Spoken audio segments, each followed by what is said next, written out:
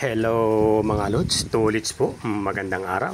Ayan, sa video nga natin ito mga lods, ay ibibida natin ang isang insekto. Yes mga lod, isang insekto na madalas nyo sipain, libakin, hamakin, tusok-tusukin, at kuminsan ay pinapatay pa mga lods. Subalit ganun pa man ay ipakikilala ko sa inyo ang ating insekto na may pangalang Yellow Spad Millipede mga lods. At kadalasan tinatawag ito sa Tagalog na higad-higad, o kaya naman ay tinatawag ito ng iba na alupihan lupa mga lods.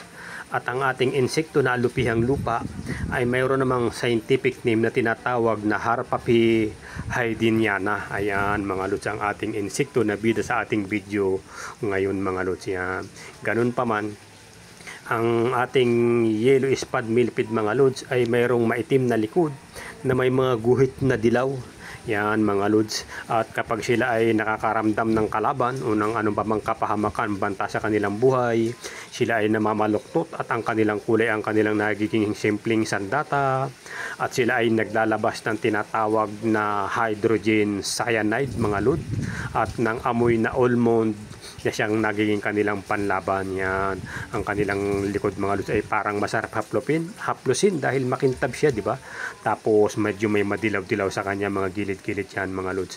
Pero ganun pa man, kahit na ito ay isang insekto lamang mga lods, napakalaki po. Ayan, totoo mga lods, napakalaki ng ambag ng hayop na ito, ng insect ito sa ating ecosystem.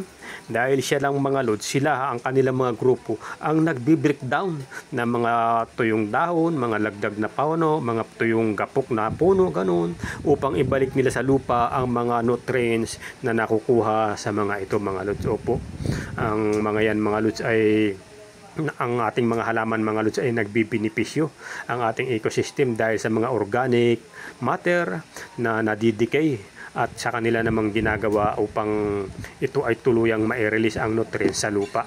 Sa prosesong ito mga lods, napakalaki ng kanilang tulong sa pagpapaganda ng ating mga lupa, sa pagtubo naman ng ating mga halaman at sa paulit-ulit na mga pangyayari.